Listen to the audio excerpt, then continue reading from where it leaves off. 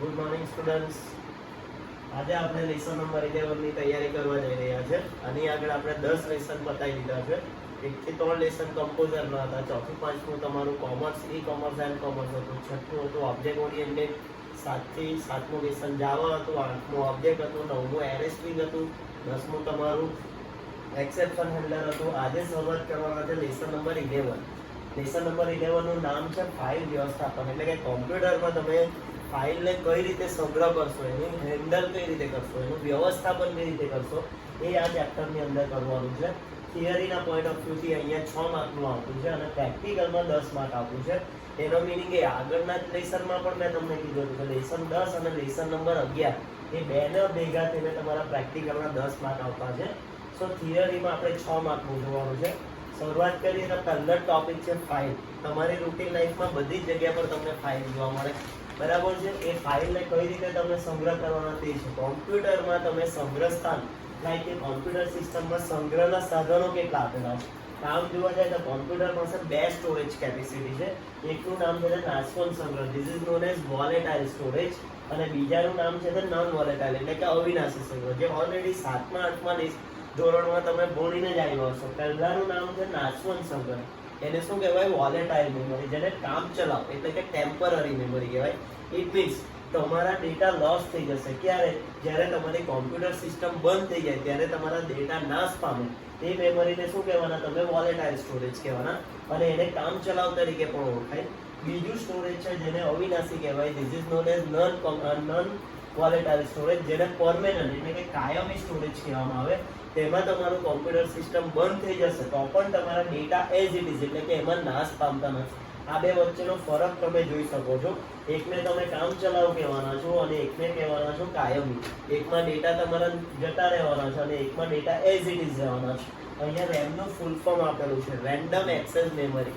એના જેવું રોમ કોડ આવે, રીડ ઓનલી મેમરી. પછી અહીંયા યુએસબી પણ આપેલું છે, યુએસબી ડ્રાઈવ આપેલું છે, લાઈક યુનિવર્સલ સિરિયલ બસ, બરાબર. હાર્ડ ડિસ્ક એ તમારું નોન વોલેટાઇલ સ્ટોરેજ છે અને રેમ એ તમારું શું છે આપેલું? વોલેટાઇલ સ્ટોરેજ છે. એના પછી જો તો ફાઇલના પ્રકારો આપણા કોમ્પ્યુટર લાઈફમાં આપણે જ્યારે પણ જાવાનો ઉપયોગ કરીશું ત્યારે ફાઇલમાં તમે 2 પ્રકાર જોઈ શકશો. ફાઇલને 2 પ્રકારમાં વહેંચેલી છે. એક ફાઇલનું નામ છે ટેક્સ્ટ ફાઇલ અને બીજા ફાઇલનું નામ છે બાઇનરી ફાઇલ. ટેક્સ્ટ ફાઇલનો મિનિંગ શું? જેને ટેક્સ્ટ એડિટર દ્વારા વાંચી શકાય તેને ટેક્સ્ટ ફાઇલ કહેવાય. એના ઉદાહરણો કયા?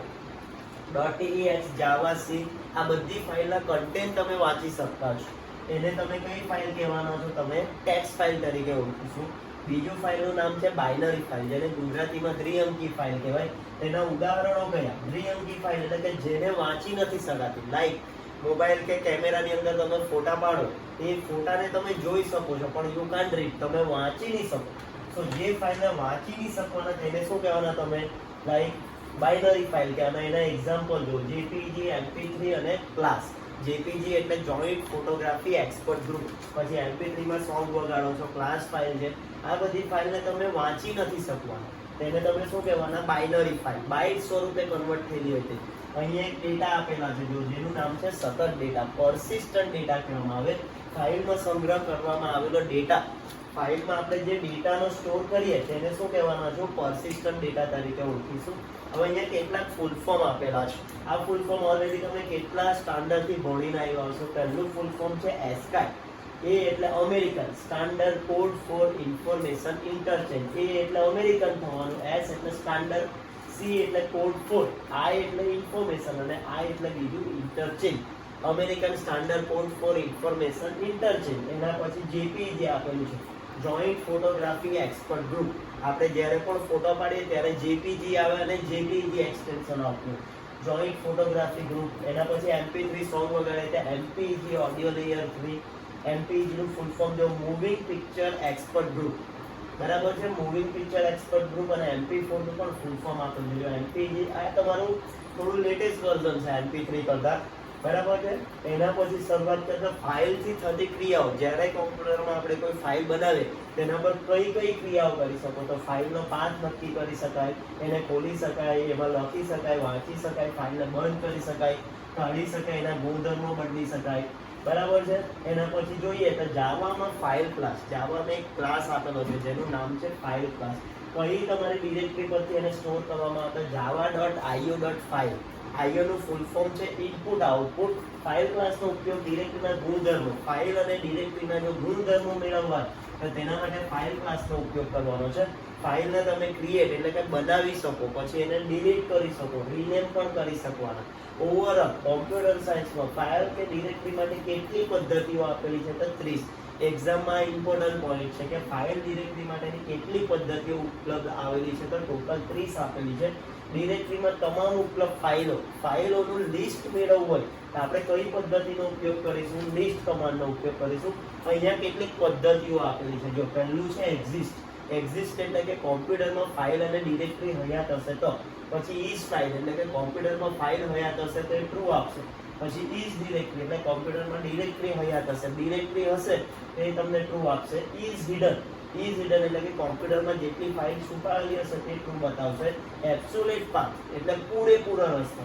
એના પછી તમારો આપ્યું ગેટ નેમ, ફાઇલ કે ડિરેક્ટરીનું નામ જાણવું હોય તો ગેટ પાથ એટલે ડિરેક્ટરી કે ફાઇલનો પથ જાણવા માટે.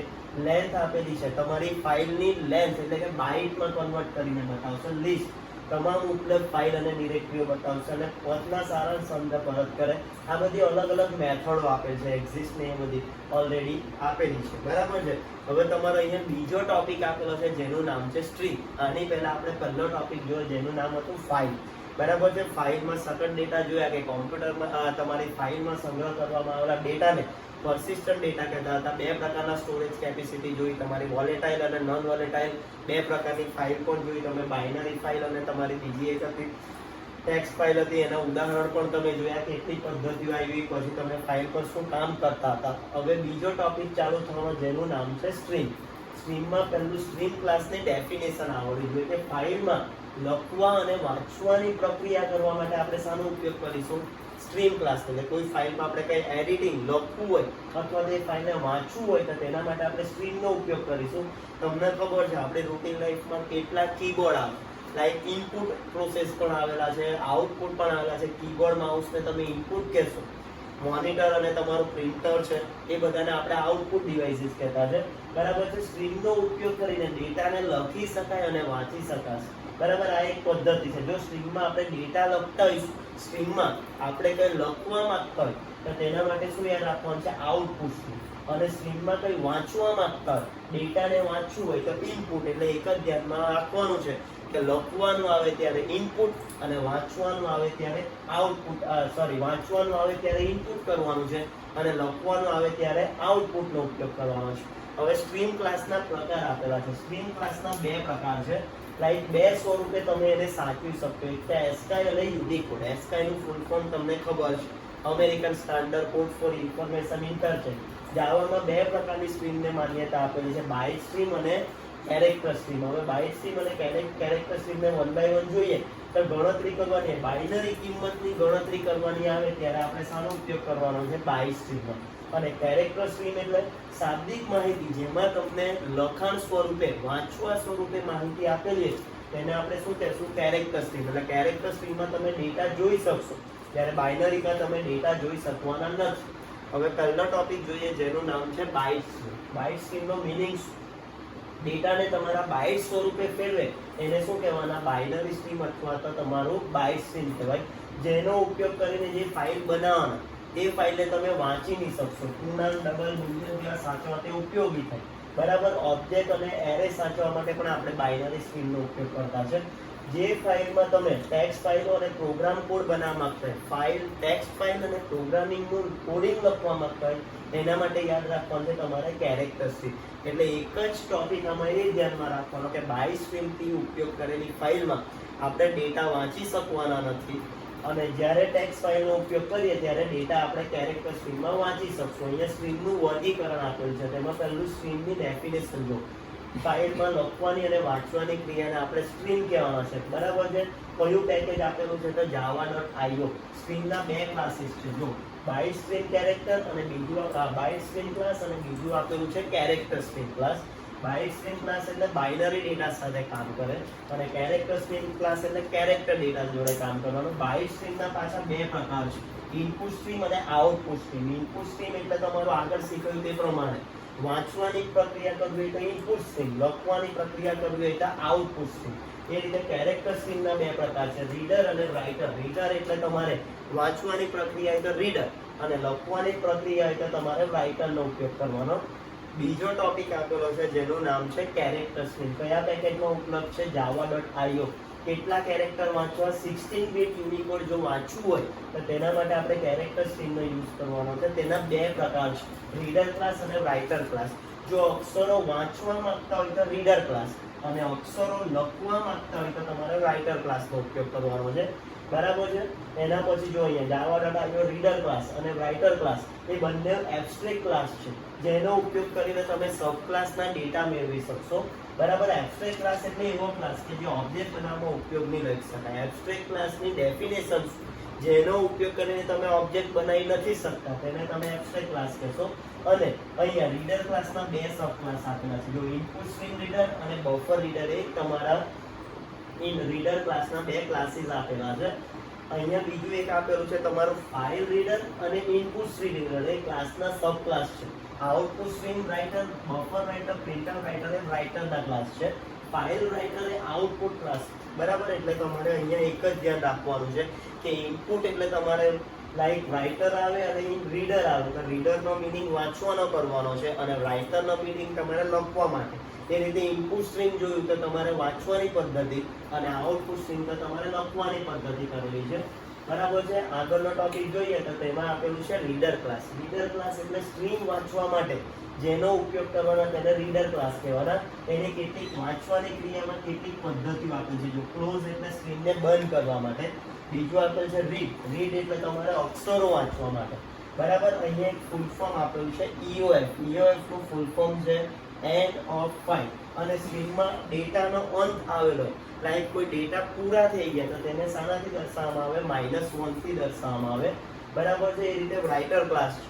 જો તમારે સ્ટ્રીમમાં લખવાની પદ્ધતિ કરવી હોય તો તેના માટે રાઇટર ક્લાસ. એની કેટલીક પદ્ધતિઓ છે. જો ક્લોઝ એટલે સ્ટ્રીમને બંધ કરવા, રાઇટ ઇન્ટીજર C એટલે C ની પાછળ 16 બીટ લખે, સ્ટ્રીંગ S એટલે શબ્દમાળા. જો ઇન્ટીજર C આવે એટલે તમારું પાછળ 16 બીટ લખવાના, અને શબ્દમાળા લખવું હોય તો સ્ટ્રીંગ S નો ઉપયોગ કરવાનો.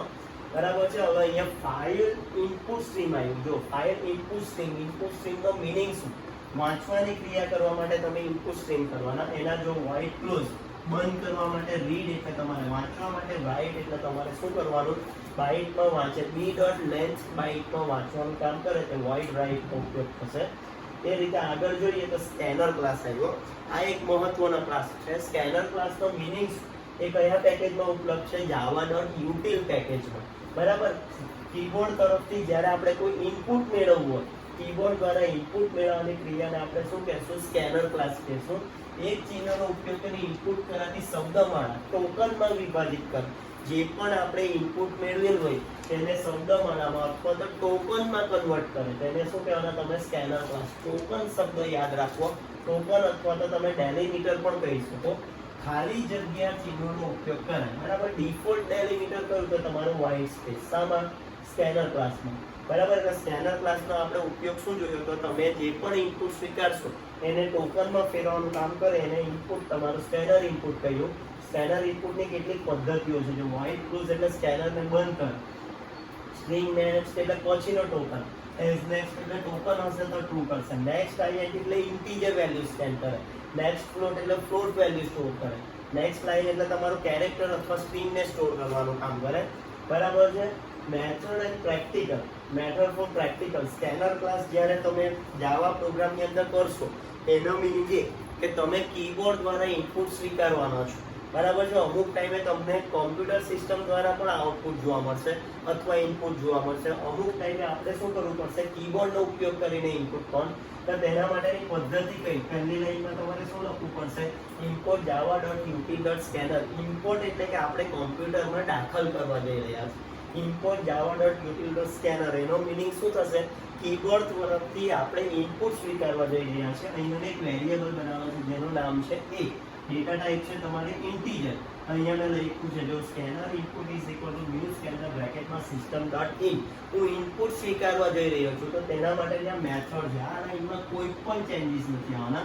a is equal two input dot next int જે વેરિયેબલ બનાવેલો છે તેને કોલ કરવાનું કામ વેરિયેબલની ડેટા ટાઈપ ઇન્ટીજર છે ધેટ્સ વાય મેં અહીંયા શું લખ્યું આ નેક્સ્ટ int લખ્યું વેરિયેબલની ડેટા ટાઈપ ફ્લોટ હોય તો અહીંયા શું લખીશ નેક્સ્ટ ફ્લોટ એટલે આ તમારી એક એવી પદ્ધતિ છે જે પ્રેક્ટિકલના પોઈન્ટ ઓફ વ્યૂથી તમને જોવા મળશે બીજો ક્લાસ આપેલો છે જેનું નામ છે કોન્સલ ક્લાસ કોન્સલ ક્લાસનો મીનિંગ શું કોન્સલ ક્લાસ એ કયો પેકેજ છે java.io પેકેજ તમારું કોન્સોલનું આપેલું છે કીબોર્ડ પરથી ઇનપુટ મેળવવાની આ પણ પદ્ધતિ છે પણ આ કયા સ્વરૂપે ઇનપુટ મેળવે તો પાસવર્ડ રીડ કરવો હોય તમારે નોન રીડેબલ અથવા તો અનરીડેબલ ફોર્મેટને પાસવર્ડ વાંચવાની પદ્ધતિ જે પૂરી પાડે તેને શું કહેવાનો તમે કોન્સોલ ક્લાસ સ્કેનર ક્લાસથી શું થયું ઇનપુટ દ્વારા મેસેજ તમે સ્વીકારતા હતા લાઈક કીબોર્ડ દ્વારા ઇનપુટ સ્વીકારતા હતા જ્યારે કોન્સોલમાં શું યાદ રાખવાનું પાસવર્ડ વાંચવાની પદ્ધતિ આપણે કોન્સોલ ક્લાસ કહીશું જો અહીંયા રીડ આપ્યું છે તો એક જ લાઈનમાં છે પાસવર્ડ હોય તો પાસવર્ડ વાંચવાનું બરાબર છે આ થયું તમારું લેસન નંબર 11 એમાં આપણે જોઈ ગયા એ પ્રમાણે પહેલું શું જોયું હતું તમારું ફાઇલ જોયું હતું એના પછી સ્ટ્રીમ બતાવ્યું પછી ઇનપુટ સ્ટ્રીમ આવ્યું આઉટપુટ સ્ટ્રીમ આવ્યું રીડર રાઇટર આવ્યું ઇનપુટ સ્ટ્રીમનો મિનિંગ શું યાદ રાખ્યો તમારે સ્ટ્રીમમાં વાંચવાનું કામ કરે આઉટપુટ સ્ટ્રીમ તમારું લખવાનું કામ કરતું હતું રીડર વાંચવાનું કામ કરતો હતો એ રીતે રાઇટર પણ તમારું લખવાનું કામ કરતું હતું પછી બે પદ્ધતિઓ જોઈ સ્કેનર અને કોન્સોલ શબ્દોને ટોકનમાં ફેરવે તમારા ઇનપુટને ટોકનમાં ફેરવે તે સ્કેનર ક્લાસ હતું અને તમારે પાસવર્ડ વાંચવાની પદ્ધતિ તમારી કઈ હતી કોન્સોલ ક્લાસ હતી અહીંયા તમારું લેસન નંબર 11 પતે છે હોપ સો તમને અન્ડરસ્ટેન્ડ થઈ હશે thank you have a nice day